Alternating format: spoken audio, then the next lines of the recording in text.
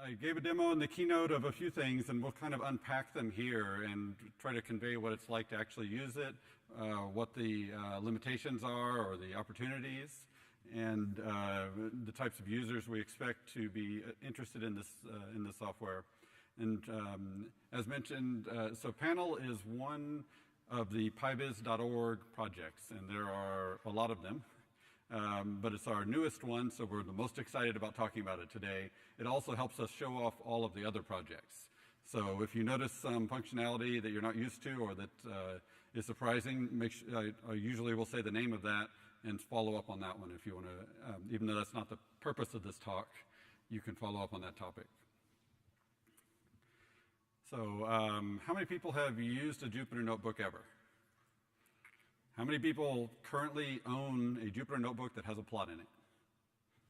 All right, or a table, or an image, or something, anything you can see. All right, that's just about everybody. And how many might want to explore these things and try to understand the contents of your notebook, or maybe even share them with someone else? Is that a common thing?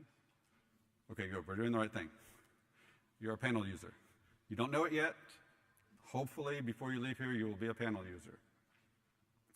So, Panel is a brand new package, but we've been working in this space for quite a long time as a company, and we're building on technology first developed in the context of the Bokeh project. And Bokeh is an interactive plotting library that is all about communication between Python and JavaScript, so that it can appear in a web browser, but computation can happen in Python and go back and forth.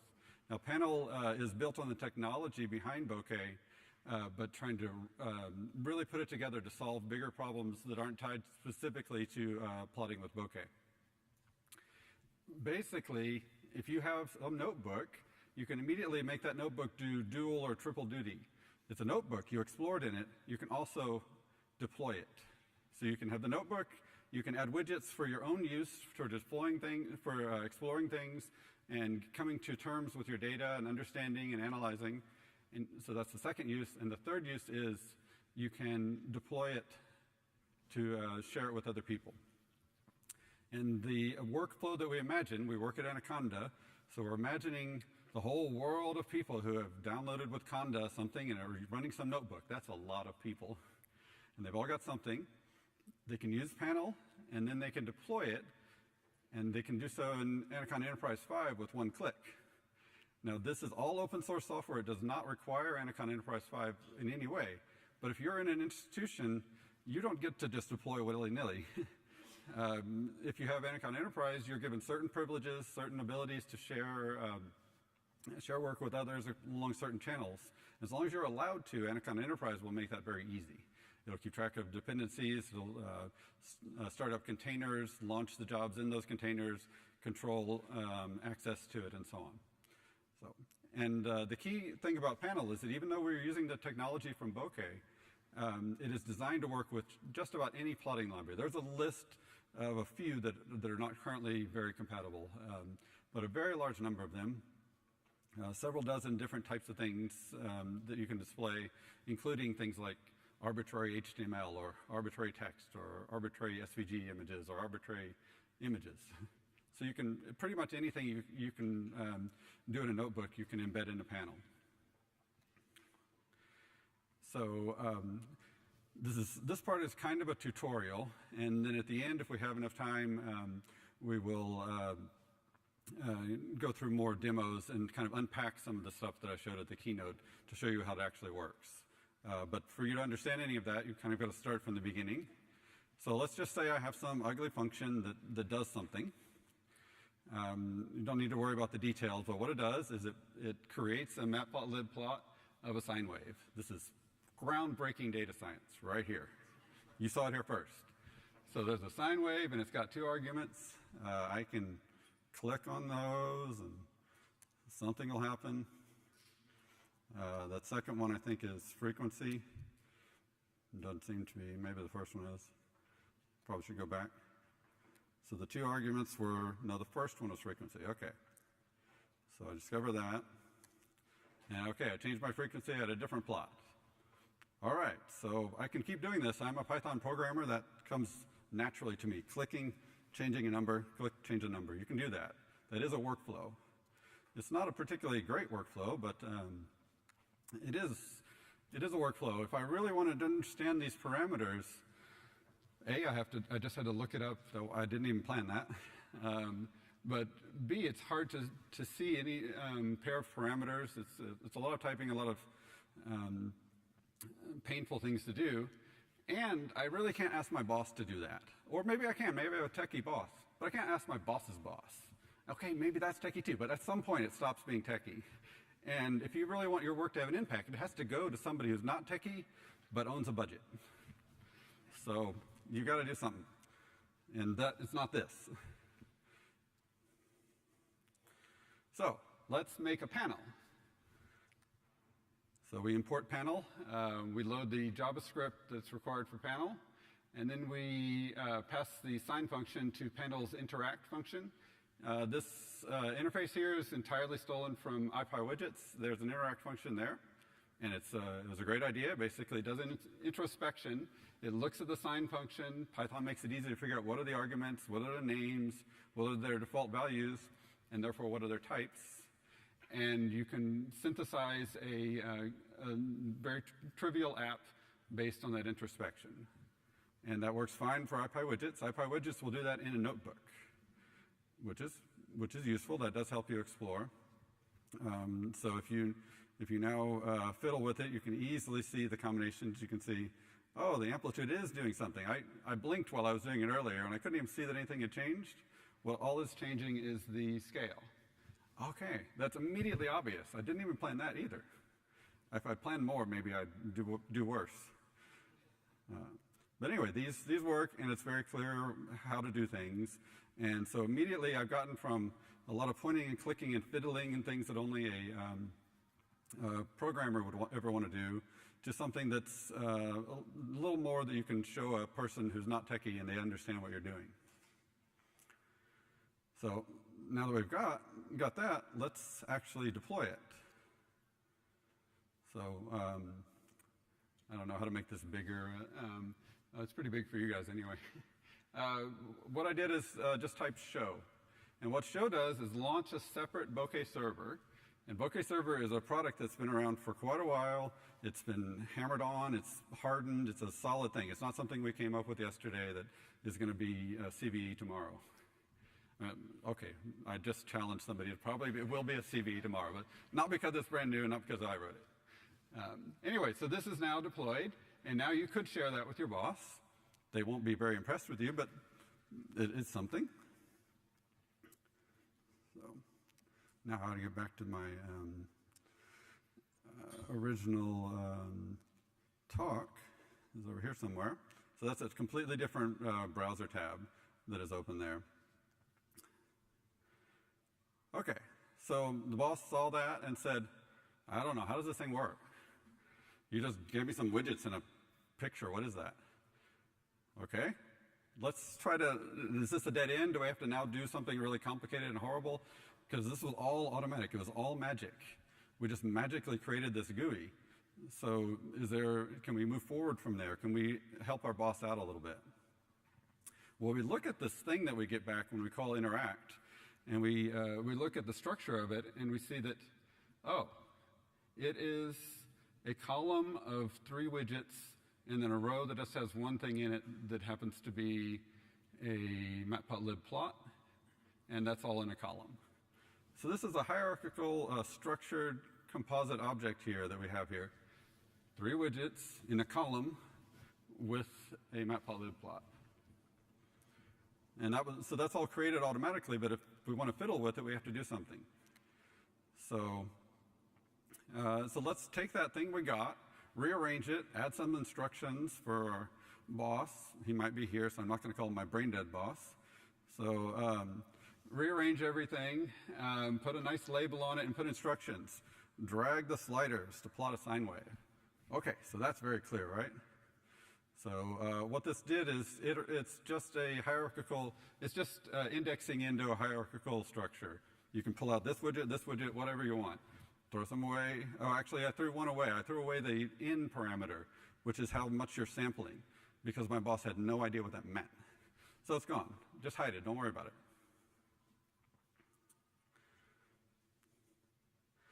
Okay, so we went through a phase. We were first in a notebook, then we had widgets and we could explore, then we wanted to share, then we got feedback, so we backtrack, and we go back and we fiddled with the notebook, and now we're ready to share again. So again, we move forward, all with the same code.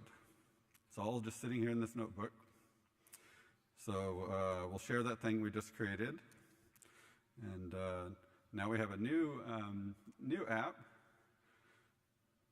And now when we share that to our boss says, this is all about sine waves, and it tells me what to do, and I'll drag it. And now they're happy, right?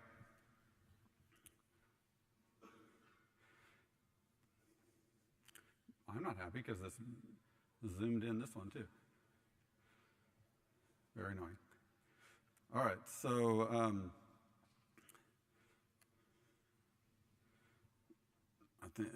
so now if we want to look at the what happened to that widget that I threw away, we can actually instantiate that widget in a different notebook cell, and it still actually works. Because the widget is, the representation of a widget is just the front end, kind of a model view controller scenario. There's data behind it in an object, and dragging this widget controls the data in the object, and the object has dependencies between the widgets and the display. So whenever whenever one of those parameters changes, the display updates. And so I can happily just work with all of these, unpack things, mix and match, and do whatever I want, and really put together my ideas for what a GUI might look like. Like try some things out, do half of a GUI, a little piece of a GUI, and it's all fine, it all works. And you can also mess with it yourself. You don't need widgets to change these things. You can just index into the right widget there and set its value to whatever you feel like. You can play with that, and you can read the value back as well. So you can smoothly go between programmer mode to fiddling with widgets mode to deploying, all back and forth. And that's basically everybody's lives all the time. Getting some data, how do I do it? Explore, and go through all these steps, and then over and over again, because nobody ever likes it. So you have to go back and forth. There's always, or worse, they like it. And they want this now, and they want that, and what if you click there and something happens? And what if? And you can just keep saying yes, yes, yes. And it's not, you don't have to start over. Other technologies that are out there really are optimized for one or the other. You're either in the notebook and you're never going to leave the notebook, or you're deploying and you're done and you have a bunch of JavaScript in there and it's a CSS and it's all deployable web tech. But that's not the real life. The real life is you have to be able to go from your explorations in the notebook to being able to share it. And this is all designed to support that. After many years of us all doing science originally, and data science and helping with various consulting clients. So we have a lot of experience with different industries, different domains, very similar things that we find in each of the domains, each of the different companies, and so on. Now, I won't really focus much on all of the code, but if you don't like interact being magic, there's a lot of things. For instance, interact will always redraw. Every time you drag your widgets, it'll completely redraw the thing. And maybe that's the simplest thing. It's super easy, great way to get started. Maybe it's not appropriate in every case. You can always instantiate your own widgets, have them watch each other, have them update each other. There's an API for that the interact widget is the interact command is based on. And you can do the same thing here. Again, this launches a new. This does exactly the same thing, but constructed in an entirely different way. If you need that way, or if you're comfortable with that way. Panel doesn't care. There are actually several different ways that I'll talk about, which is maybe a problem. So the first way was interact. The second way is sit down and say, I'm going to put these widgets and connect them up. The third way is to say, take a step back. What is my problem domain about? What are the things that vary in my problem domain, and how are they tied to any sort of computation? Like when I change this parameter, what should happen? What's affected by that parameter? In this case, we're declaring a class, and we declare that that class has 3 parameters, and it has a function that in fact depends on those 3 parameters. You can explicitly say that it only depended on a few of them, This particular one depends on all three, and that's not uncommon. So we've got a class. It's using a library called param. Param is a zero dependency library. It doesn't assume you have anything. You can always put param in any project. It doesn't hurt it. It doesn't pull in lots of GUI entanglements, and you don't have to worry about dependency hell. You can always have param, and param lets you capture the things about your domain, what you're working on, in a way that's independent of any GUI. Param was created originally in 2003. There have been 4 GUIs for param over that time. Each one was the best thing ever at the time, and each one has gone away. There will be more probably. At the moment, Panel is the GUI for param, and it's certainly the best GUI ever. It sets a new bar, but originally it was for TK, if anyone remembers TK.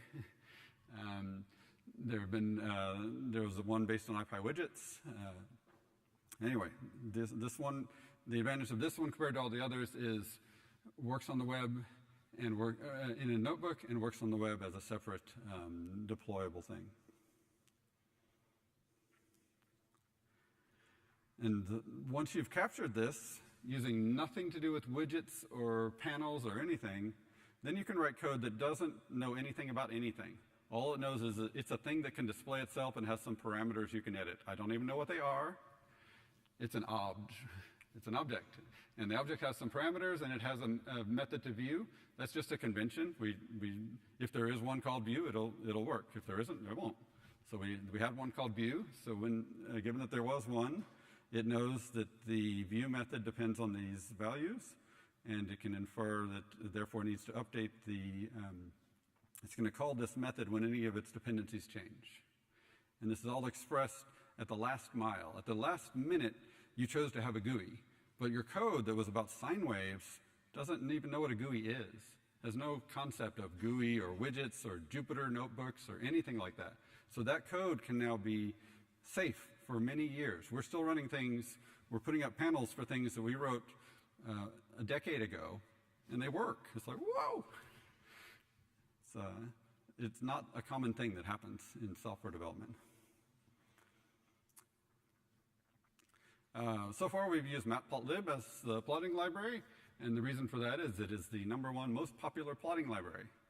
It's also the plotting library I like the least, but I'm motivated by seeing an opportunity and trying to do better than that. So matplotlib is the base, everything in Python. Matplotlib is why I was able to choose Python as a language in 2002. Before, there was no matplotlib, and then there was matplotlib. And we can do science in this language. But the API was copied from MATLAB, which, please don't. Anyway, other libraries. HBplot. This talk is not about HBplot, but we could totally give another talk just about HBplot. If you've ever used pandas.plot, HBplot is the same API. It works with pandas, it works with Xarray, Dask, intake data sources, several other things, and gives you, instead of an image in a Jupyter notebook, it'll give you a fully interactive plot. And that's the basis for building all sorts of dashboards. So if you take the same code that we had before, and now in fact, the same function we just defined, the same class we just defined, no, this is the original function in this case. So we take the original function, and instead of using matplotlib, we use this little function to plot it with HBplot. Again, you get widgets and so on. But now, when you go to the actual plot, it's interactive. And all of that came for free. It's the same API. It's the same as pandas plotting. Instead of df.plot, it's df.hbplot, where HB stands for holoviews, which is a whole other topic. But you don't have to worry much about holoviews. If you like the pandas.plot API and you're comfortable with it, you can use this.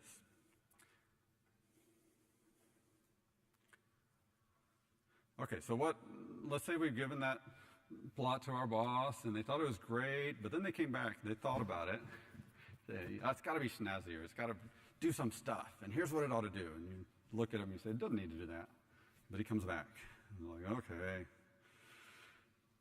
Let's link some plots together. Let's connect up data between plots. Let's add hover and make sure it all does something cool. Here's the code for that. I won't really look at it for long. It's a page of code. And here's, this one is actually written by Philip Rudiger right there, as is most of panel. But basically what this does is show the relationship between a sine wave and a unit circle. So as you move along the sine wave, you can see what phase you are in the traversal of the circle.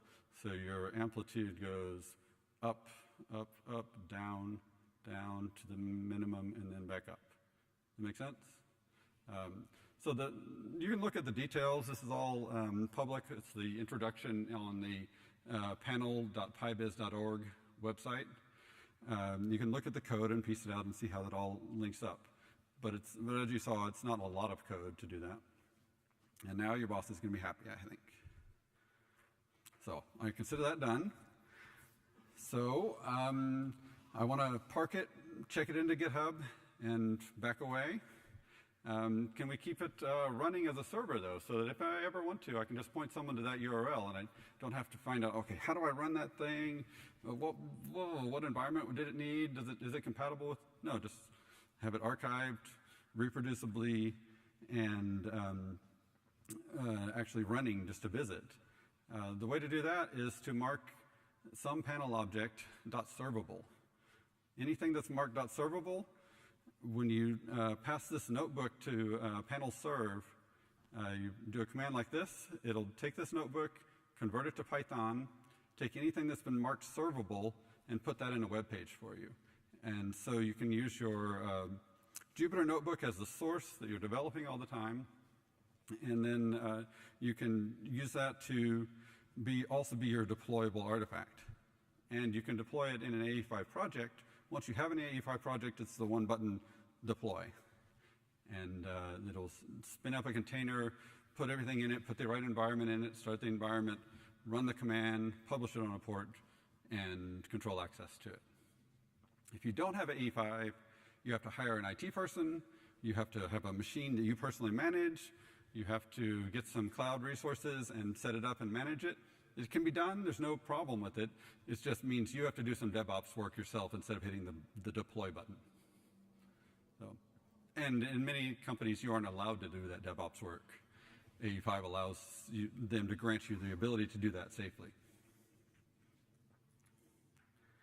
So so panel, unlike many other libraries, we're really trying to think of the whole job of a data scientist or an analyst or even a software developer who deals with data. Anything, some life cycle of data coming in, that's a whole other project called Intake that deals with making that whole data ingest step smoother, followed by ways to capture what is important about both the data and the domain, to explore it, to be able to explore with widgets, and to be able to share it. And in a way that you can now scale up. You can run it on a supercomputer because it does not tie to GUI. It's captured the essential computation. You can just run as many copies of that as you want. You don't have to rewrite your code each time. You don't have to have a new tool, a new way of working. You just use whatever plotting library you want, stitched together in this way. So panel is a PyBiz project, like I mentioned. Other ones that are interesting, you just go to pybiz.org. HVplot we touched upon. Data shader I showed in the keynote. Basically use data shader whenever your data is so large that you haven't looked at every data point. You probably need data shader because it's a principled way of showing you all your data. HoloViews is, HVplot is built on HoloViews. It's what provides the underlying ability to slice and dice data and be able to visualize it immediately. GeoViews is the same as HoloViews, but for geodata. Param is what provides the ability to express the parameters and dependencies between them that are then read by panel. And ColorSet gives you nice, pretty color maps that accurately reproduce your data. So we have 4 minutes and 40 seconds. I can either do one of two things. I could take questions, or I could take a vote for one of the demos and we could unpack it. Okay, so the vote for the demos. Who wants to see the billion point the code for generating the billion-point whole plot of the world, being able to zoom into everything. Okay, who wants to see the one where you can select on all four, cross-filter between all sorts of different plots? Okay. The weird attractor thing with all the cool, pretty patterns. Okay, we won't do that one. All right, I think I'll do the 4 minutes on this one. All right, so this is still running. This particular one is running locally. This is on my laptop, which has 16 gigabytes of memory. And just to give you an idea of the technologies involved here, which you kind of won't see in the code, what it is a billion rows of data, a billion row Parquet file. Parquet is a columnar data storage format. And so it's essentially X and Y locations, in this case from the OpenStreetMap database. Users contribute traces of where they've been, the GPS locations collected by their phones, and these are all pooled together from lots and lots of users until there were a billion points. And so it's just a very simple data frame, X and Y, and a whole bunch of columns, a whole bunch of rows for those two columns. So we have that data frame, and to make the picture, it scans through the data frame, puts each one of the values in one of the pixels. So there's an array the same size as our screen, and to generate this, every time you get a value, it increments that pixel, and it just collects them all up. And at the end, then it renders it to the screen by converting the numerical values to color values. In this case, all of that is happening in Python, and the resulting image is given over to bokeh. Bokeh is what lets you zoom in here. And when you zoom in, bokeh knows that the range has changed, passes that over to Python. Python again goes through the data, and it reallocates every point to one pixel and repeat as necessary. So every time you pan, you'll have to redo it. Every time you zoom in, it'll redo that. Secondly, in this case, this is a spatially partitioned data set. It's a process you can do beforehand to speed things up. And if you've done it, then it only needs to consider things in the general region that you're zooming in. So once you zoom in a lot, it no longer is considering all billion points. If you don't have that, it's on the order of a half a second to update every time you zoom. So going through a billion points, thanks to Numba and Dask, it's using all the cores, it's using optimized computation from Numba. It's able to render a billion point data set in a little under half a second. So every time I zoom in, that's how fast it would be. Whereas now it's much faster than half a second because it doesn't have to use all the data. So that makes sense? All right, so the actual code involved, this is a slightly different version of it. It looks like this. It doesn't have the black background. This is the one that's available in the public. So you can, and it actually has a few more options. So if you look at the code for that, we import a bunch of stuff. Then basically, you could just say import everything from PyViz. Okay, we got them all. And then we declare we're going to use a bokeh backend. We could also use Matplotlib or Plotly. There is data shader support in Plotly, so you can use either one. It's a little more robust in bokeh so far. And in Matplotlib, there's rudimentary data shader support. Then we decide which data set. This is all independent of data set. There's a separate YAML file that describes our data file. So you don't have to edit the code. If you have a new data set, you just declare what the axes are and put the information you want to see in a declaration in the YAML file, and that's what you'll plot. And then we define what we want in all our widgets. Which plots are there? Well, we ask the catalog, what plots do you have? Which fields can we plot? We ask the catalog again, source is the catalog. And so on for all of the other options. We just enumerate what options there are to choose from, and we collect them all. Then we declare parameters. In this case, most of them are selectors. It's a long list, pick one of those. And then we declare little bits of computation, and each little bit does something and depends on something. And then we finally pull it all together and we create a viewable object. Everything at the end is returning a set of map tiles with data overlaid and then labels over top. And each one of the components of this composite structure is tied specifically to these parameters, and these parameters. And when you change one of them, you don't have to change anything else. So if I change the map opacity, that should happen instantaneously because it doesn't have to redo the data. That's just something at the browser level. And the same for the data opacity or the show labels. These are all tied exactly to what they do. Whereas if I change something about, well, it's not in this version, but you can change things about the underlying aggregation and that won't have that effect. It'll have to redo everything. But that's what you have to do. So you only incur the cost exactly where you need it if you're careful about this. Or you can use a simple interact and just say, oh, always redraw everything when you're not dealing with a billion points.